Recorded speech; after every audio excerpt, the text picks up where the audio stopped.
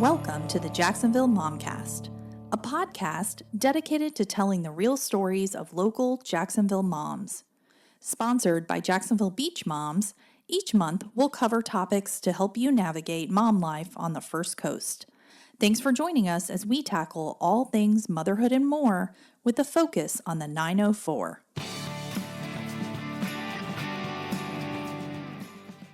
Welcome to episode 32 of Jacksonville Momcast. Our guest today is Calonda Henry. Calonda is a speech pathologist and the owner of Broad Horizons Speech Therapy.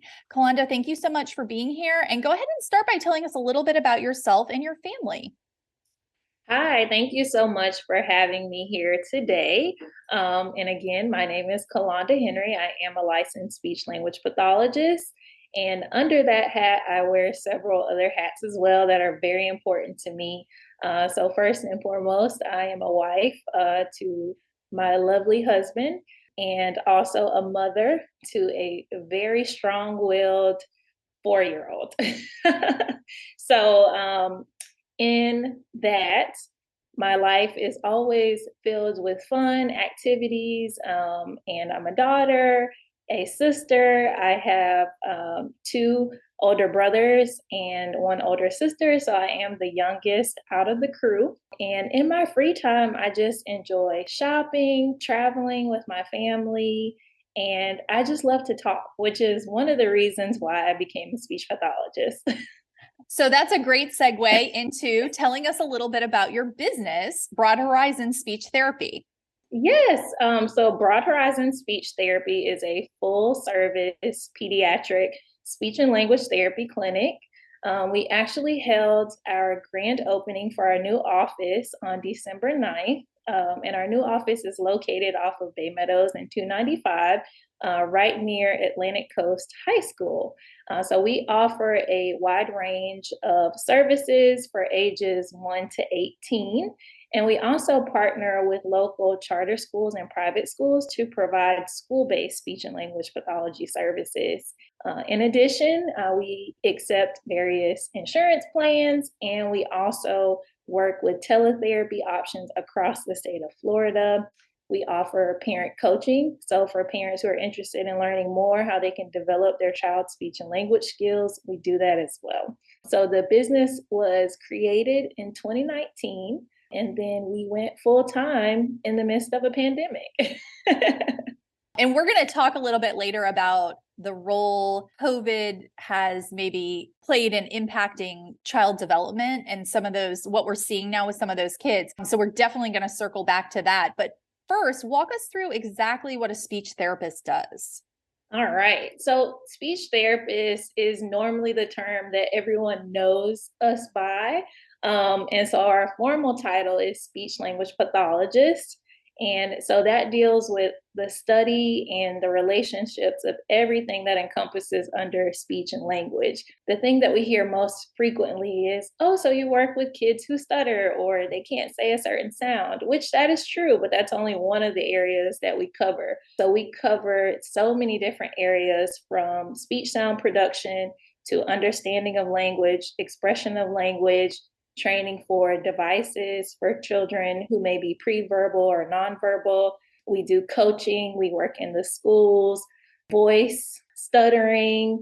There are so many different areas that we cover. And then another really important area, especially for babies, is the swallowing and feeding. And then speech language pathologists can work anywhere from infancy all the way up to the end of life. So we really have a wide range of varieties in terms of who we can work with and the type of deficits that we cover. And I'm glad you touched on the difference a little bit between speech and language. Can you talk to us a little bit more about that, the difference between the two, where you might see deficits, one or the other, or both with a child? Yeah, absolutely. And that's actually a very, very important part because the common term that we hear is a speech delay. But for a speech pathologist, in terms of the word speech, whenever we're using that word, we're referring to the way a person produces sounds when they're speaking. So anything related to speech is going to deal directly with sound production. And then the area of language deals more with our ability to understand information that's provided to us and our ability to express information for purposes of communicating our thoughts and ideas. Perfect. Thank you for making that clarification. So, as you mentioned, someone with your qualifications, a speech language therapist, can work, with babies all the way through older individuals in a lot of different capacities. What made you decide to start your own business and to focus on little ones? Well, I've always honestly had a niche for working with kids. And a lot of clients and families that I've interacted with, they will call me like the baby whisperer long before I became a mom. But I knew from a very young age that I wanted to work with kids. So I've always been passionate about working with kids and, remediating behaviors and just seeing the differences that I can reach this child. Like, no matter what someone says, like, oh no, they have so many behaviors, you're not going to be able to do anything. That's never an issue for me. So I'm just very passionate about working with kids. And I think that was instilled in me at a very young age. So it was just narrowing down exactly what I wanted to do as I started to pursue the field. And you mentioned a wide variety of services that you guys offer. I know you do individual therapies and school-based, parent coaching, teletherapy, which I'm sure was big back when you launched your company. Talk to us about the different options parents have when it comes to speech and language therapy and why one type might be a better fit for certain kids. Yeah, actually, that is a great, great question. We offer the flexibility in different models because we realize that what works for one child may not work for another child. So we do keep that in mind, when we do evaluations and we make recommendations. So offering in-person clinic options is the traditional way that speech and language therapy is provided. So that is when the parents, bring their child directly in, and then we complete therapy, here at the clinic. And then also it allows the parents, to see what we're doing right there during the session if they decide to come back. Some parents choose to wait in the lobby because they feel that their child does better when they're not in the room. So that becomes an option. And then with teletherapy, this is a very great option for, parents and children who are on the go. So obviously with teletherapy, it cuts down the amount of time you spend in the car. And there's just a lot of great technology now in terms of the research. So the research is driven to show that children can make the same gains, in person as they do via telehealth. It's just dependent upon the child and what works best for them. But one of the things that I can say about teletherapy is the parents are also able to see in real time, what their child is doing, their response to therapy. So that's really good for them to see. And I know we work with a lot of clients who also play sports and they have various activities. So the flexibility of teletherapy is great. And then if they are traveling during the summer and they're spending, a week in a different city, we can still keep their therapy sessions going, while they're traveling. So both of those options are really great. We have some families that choose to alternate between the two. So there's really not one that's better than the other. It's more what fits for the specific client and the needs of their family.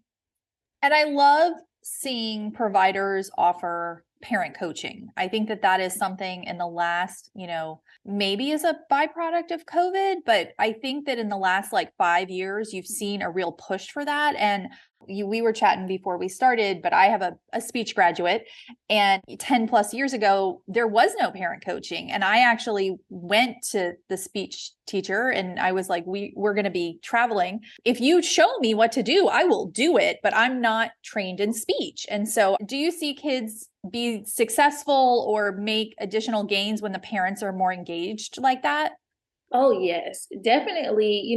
Parent involvement and family participation is a large part of making significant gains in therapy. And the reason being is, children are going to spend more time in their home environment than they spend at therapy. So if we can really maximize, the interpretation of what we're doing, why we're doing it, and giving families a chance to practice that during sessions, then that increases the likelihood that that will occur when they're at home, and so they're able to refer back to those specific things. We hand them a handout, but then it's also a matter of fact of actually showing them how to utilize that skill outside of the therapy room. And let's talk about early intervention. I know that that is so important for kids and for developmental to kind of catch those delays as you recognize them, and really not to let them become bad habits and, long-term issues. So talk to us a little bit about why it's so important for kids to receive speech and language services as early or as soon as possible. Yeah, that's a phenomenal question. In terms of early intervention, that is an area that I myself, as working with kids, I stress the importance of that. And even being a mom, I know how important those skills are. It is really critical when we say the first 3 years of life are so, so important. And as moms and dads and caregivers, we know our children very well. So when something seems like it's not right or there's specific questions that you have, it's always a good idea to make sure that those questions are answered sooner rather than later. So, because there's such a significant boost of language between ages 2 and 3, language tends to triple in size by the time a toddler is 3 years old. So, we kind of think on that continuum is if there's something in the beginning that we notice is an area that we just need to enhance versus waiting, the period of waiting as more language continues to acquire and the expectations are increasing, that small gap becomes a very large gap. And now more than ever, with the new demands that are in the academic realm, it's very, very important to make sure that we're paying attention to these things early on because there are so many expectations, even starting with VPK, that if a child is delayed in speech or language, it is going to be quite a gap in the learning from the start. So if we can work on those skills prior to getting to that area, that is more significant and shows greater gains for being able to close that gap at an early age. Great answer. With us, our preschool teacher, the very first day in her class was like, you need to take that child for a speech eval. And I immediately made an appointment because as a parent, sometimes you don't notice and especially with your first child, you don't know what is considered standard speech and language and what is considered delayed. So for parents that might suspect they have a child who has some type of delay or might need benefit from speech and language therapy, what do you recommend they do? Talk to us about the process. Yes. So of course, parents are spending a lot of time in those earlier years at their pediatrician appointments. So that is certainly an area where you can bring up concerns, but I know that there is sometimes a pushback in terms of what a parent may see, and maybe there might be some wait and see approaches out there. And those are not research based. So I just want to let parents know that because that's very important that someone should not be telling you to wait and see. Because the wait and see approach is very outdated, and the research shows that the longer we wait, the larger that gap increases, and there's more demands that are being placed on the child. So, the earlier that you can voice those concerns to your pediatrician, and then also you can seek out a speech language pathologist directly by yourself. So don't feel that, there's only one way to access a speech language pathologist. We have many parents that call us directly when they're concerned. They schedule a consultation and say, "Hey, I just want to ask the questions." And I think that's very important because, just like you said earlier, you don't know what you don't know. And so finding someone who can answer those questions for you is going to provide a sense of relief, and just being able to be heard and listened to.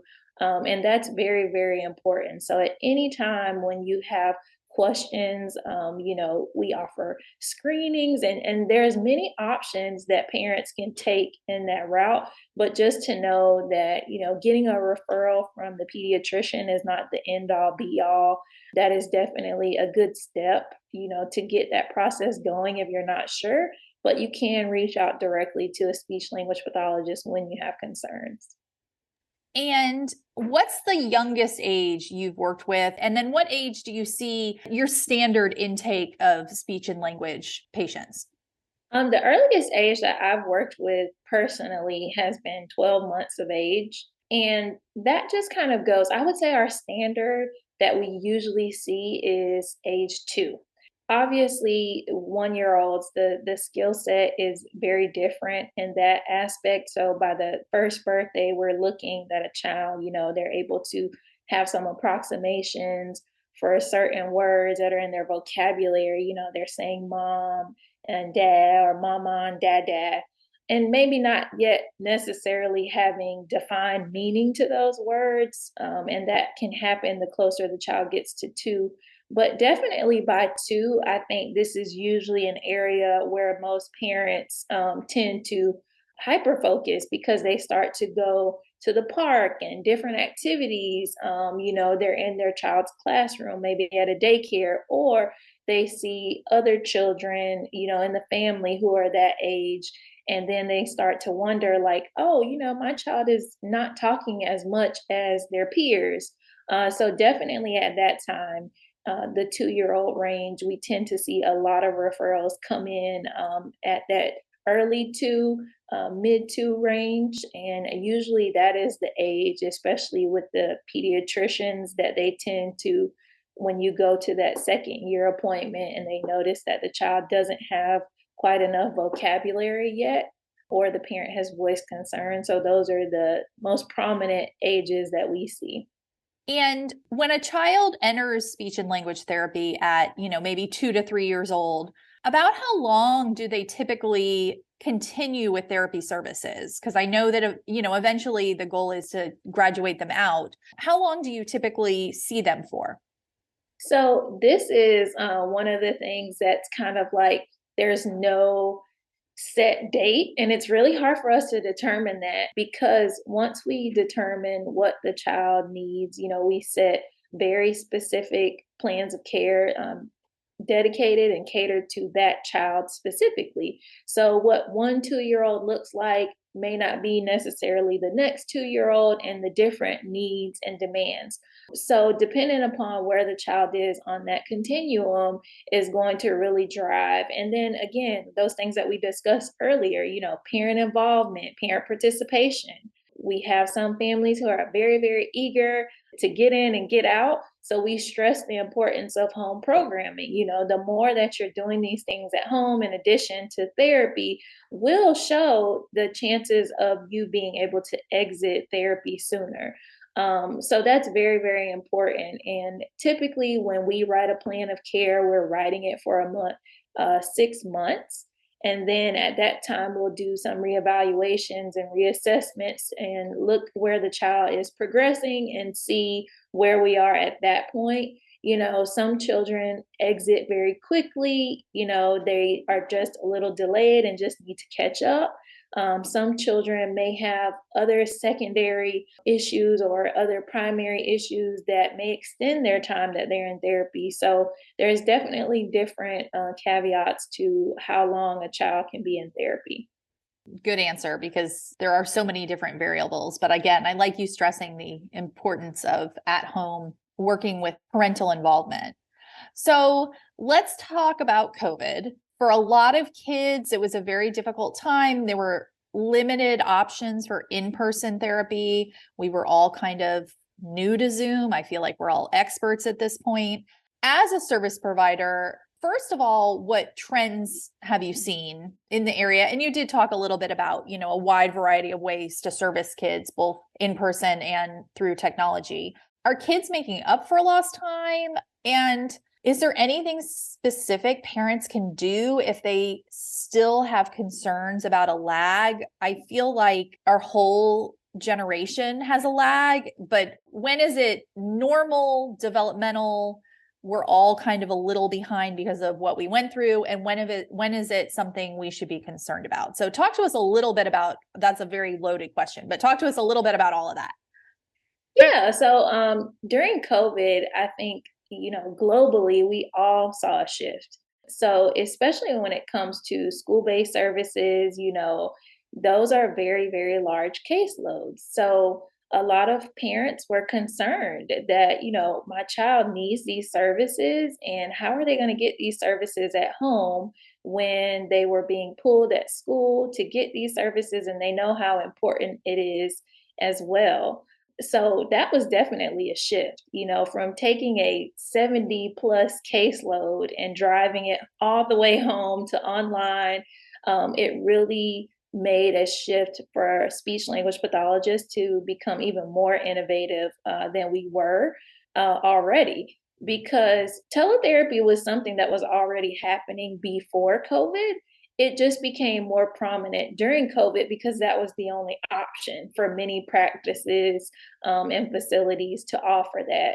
And so I think the reality of what we saw happen during COVID was we went from this very, very busy lifestyle, and everything is so fast paced. You pick the kids up from school, how was your day? You eat dinner, they're doing their homework, and you get ready to do it all over again. Well, we saw during COVID, parks and different activities weren't the same anymore.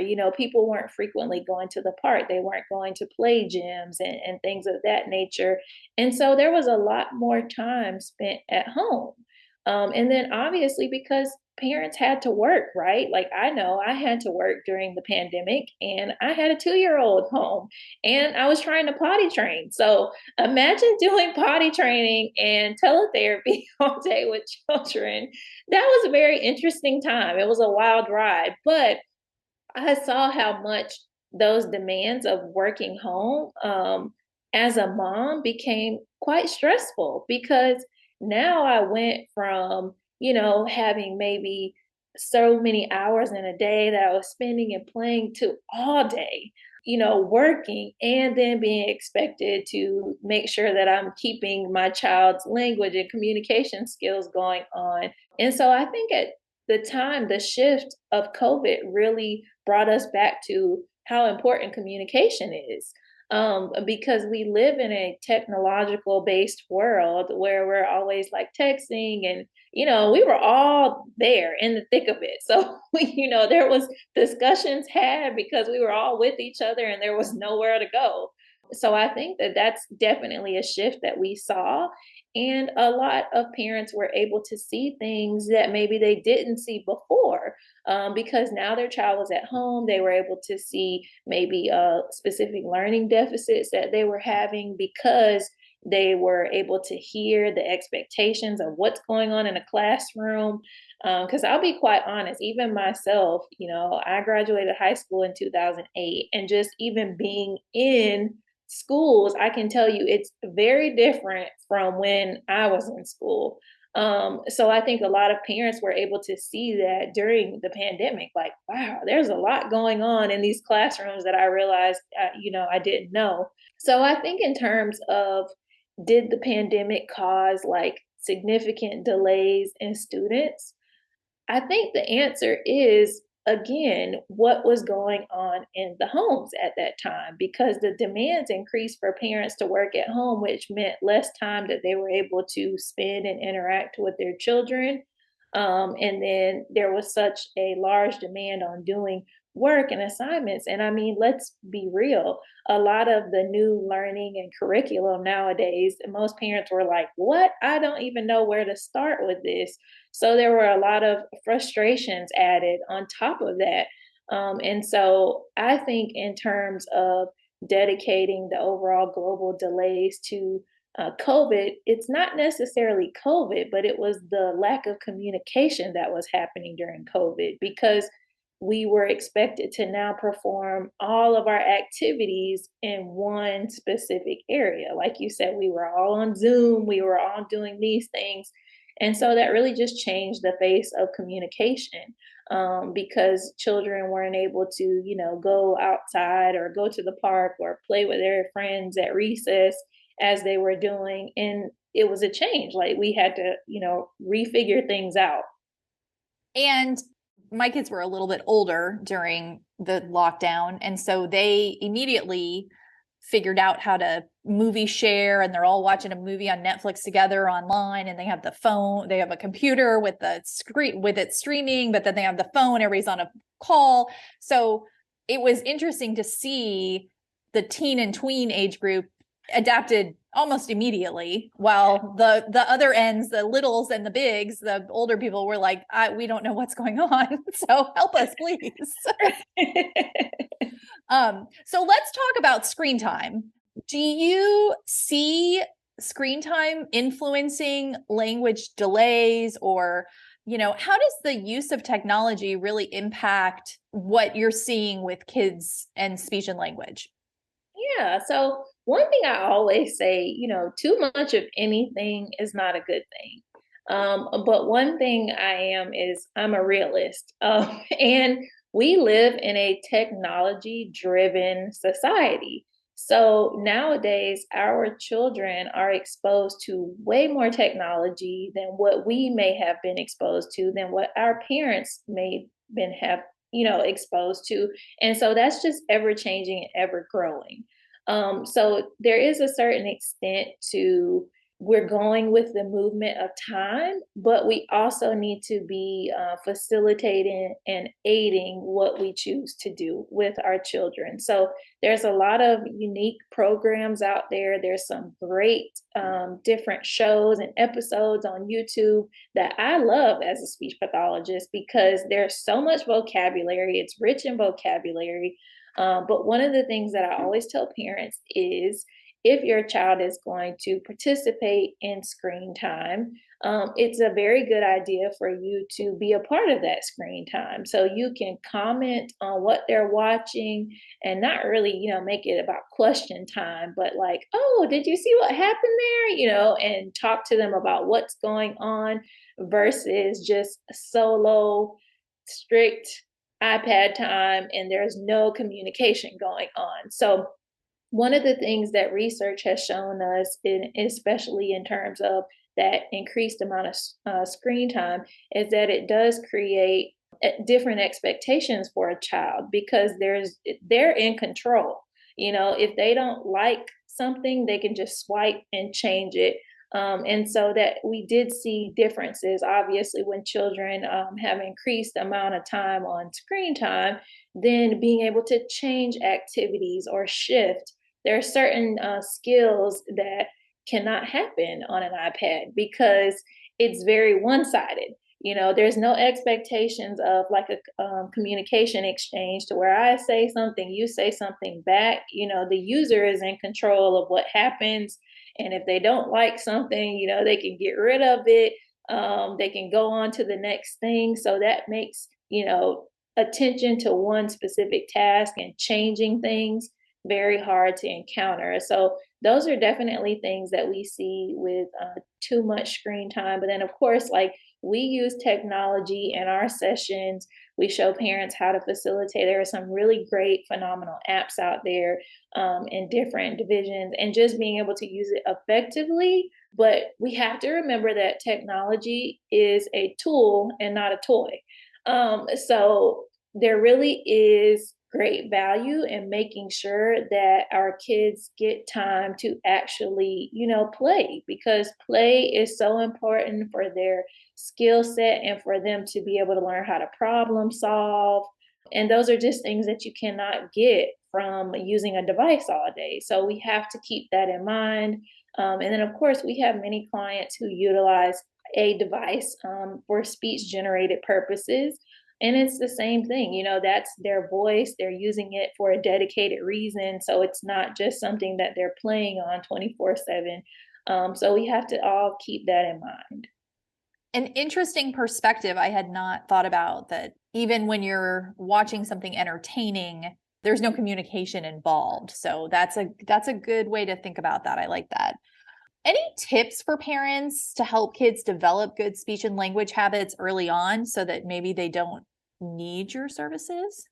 Yeah, I mean, I'm always a proponent of talking to your child all the time, like even from infancy. And of course, it was a little different for me when I became a mom, because I felt like I was an SOP and a mom at the same time.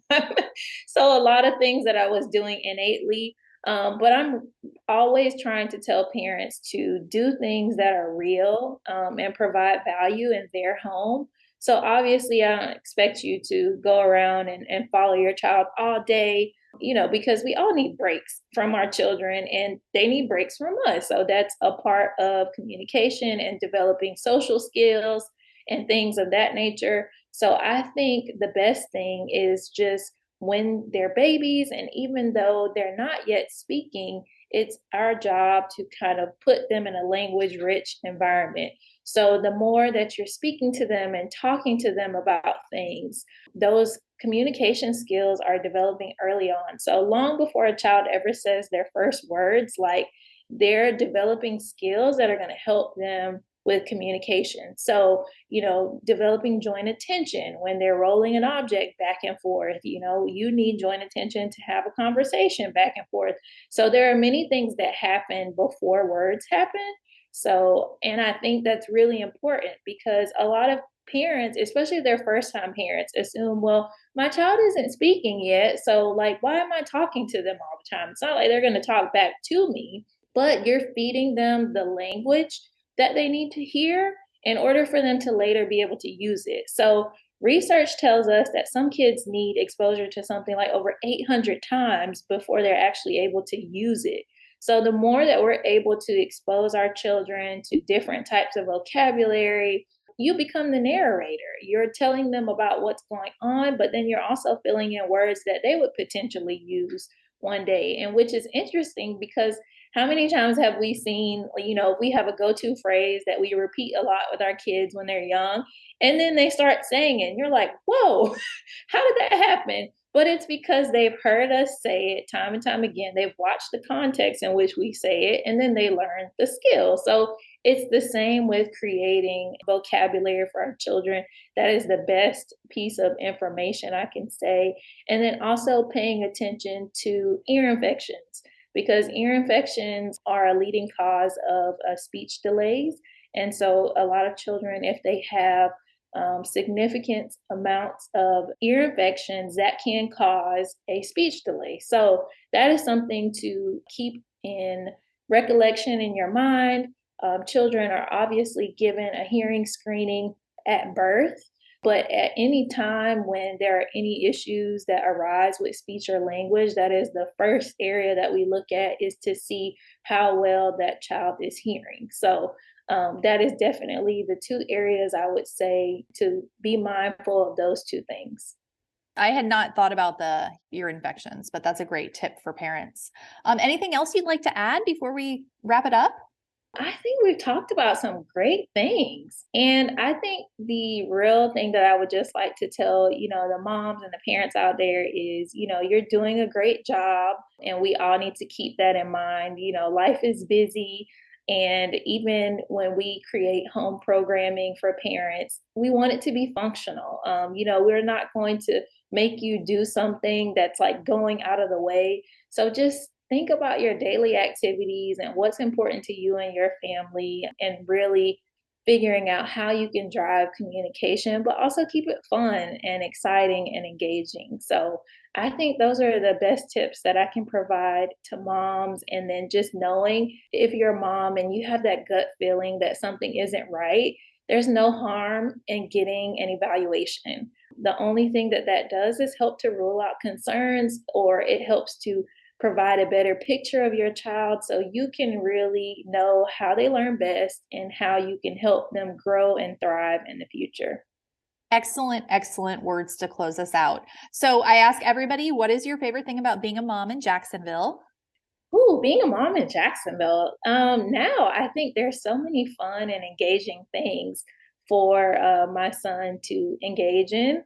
And the most recent thing is obviously the Jaguars, so taking him to football games and having an NFL team here, great. I mean, we've got the Children's Hands-On Museum, we've got Mosh, and there are always so many great things going on in the community for kids. That was one thing that I really didn't know until I became a mom. And then you're kind of looking for those things like, where can I take this toddler to burn off energy?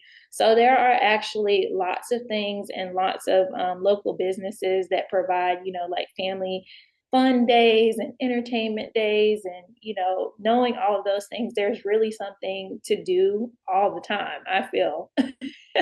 Absolutely. And you're right. Until you actually become a parent in Jacksonville, you don't realize how much there is for little ones. So tell everybody where they can find you. Yes. So you can find us on Instagram, and our handle is at Broad Horizons with an S speech. So you can find us on Instagram. We also have TikTok for all you TikTokers out there. And we post a lot in terms of different topics that parents share with us. It's interesting. And I would say definitely follow us on Instagram. We post parent-friendly reminders and tips via our social handles.